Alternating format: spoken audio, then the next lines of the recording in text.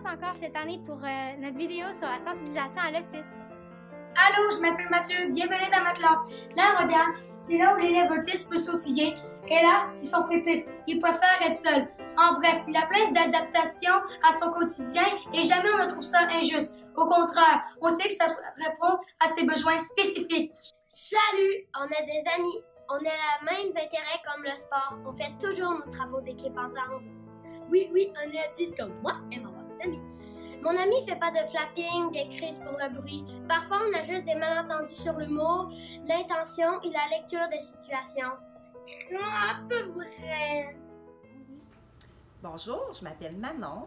J'enseigne au service d'intégration multisens depuis 15 ans. Au cours de ces années, j'ai développé des qualités, des forces qui m'ont aidé à devenir une meilleure enseignante, autant pour les élèves TSA que les élèves réguliers.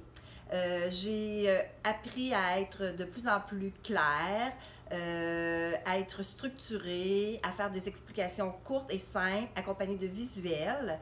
Tout ça dans le but d'aider mes élèves à devenir de meilleurs élèves. Merci. Bonjour, je m'appelle Alicia. Savez-vous que les élèves autistes sont la catégorie d'élèves handicapés ou en difficulté d'adaptation d'apprentissage la plus représentée au Québec?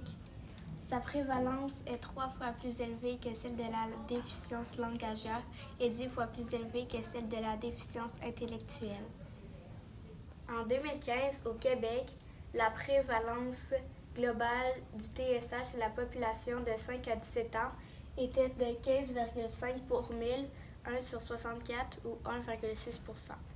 En 2015-2016, il y avait 14 429 élèves autistes à la formation générale, soit une prévalence de 142 pour 10 000 ou un enfant sur 70.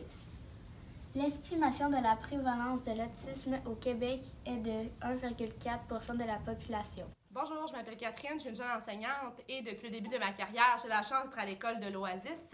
J'ai aussi des élèves autistes depuis le début de ma carrière. Cette année, j'en ai même 2 dans la même classe. Un de ces élèves-là, j'ai eu la chance pour la 2e fois de l'avoir. Je l'ai eu en 3e année aussi. Et je trouve que c'est une belle force pour cette année. Mon lien est déjà créé avec cet élève-là. Je connais ses forces, je connais ses besoins afin de mieux l'aider à travailler avec lui.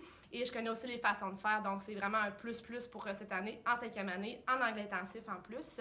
J'aime vraiment le défi de cette clientèle-là, de faire preuve de souplesse, de créativité, d'ouverture d'esprit, afin de les aider vraiment à réussir dans un beau cheminement dans une école régulière, aussi afin de maximiser leur compréhension de leurs apprentissages également. Je souhaite à tous d'un jour de vivre ce beau défi-là avec des élèves autistes dans vos classes. Voilà, merci! Bonjour, moi c'est Claudiane, je suis enseignante à l'école de l'Oasis depuis déjà 7 merveilleuses années. J'ai une formation à la base en adaptation scolaire, mais qui enseigne maintenant en classe régulière, ce qui me permet d'avoir un côté d'adaptation, de niveau de communication avec les jeunes, autant qu'avec l'équipe multisens plus approfondie. À chaque année, on s'adapte selon l'élève TSA qu'on a. Par exemple, là, ce qui est des pauses offertes, qui ont des locaux pour ça. On s'adapte vraiment selon les besoins, puis ce qui fait une collaboration géniale. Salut, je m'appelle Arlo. Je suis une enseignante en éducation physique et à la santé à l'école de l'Oasis. En résumé, ça fait 3 ans que je suis ici. Oh boy! Quand je suis arrivée ici, je voyais ça gros. Pourquoi? Parce qu'il y avait l'inclusion des élèves TSA. Vous voulez la clé du succès? Facile.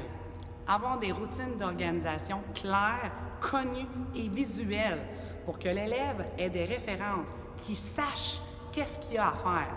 Vous arrivez au gymnase, vous voulez faire un moyen d'action, pas de problème. Expliquez les règlements. Et s'ils sont visuels, c'est encore mieux. Vous allez utiliser le sifflet, expliquez l'utilisation du sifflet. Quand je siffle, pour quelle raison? Quel est le bruit du sifflet? Vous faites des équipes? Comment on fait ça, des équipes? Est-ce qu'il y a des chefs? Est-ce que des fois, ça peut être l'enseignant? Est-ce que des fois, c'est des élèves?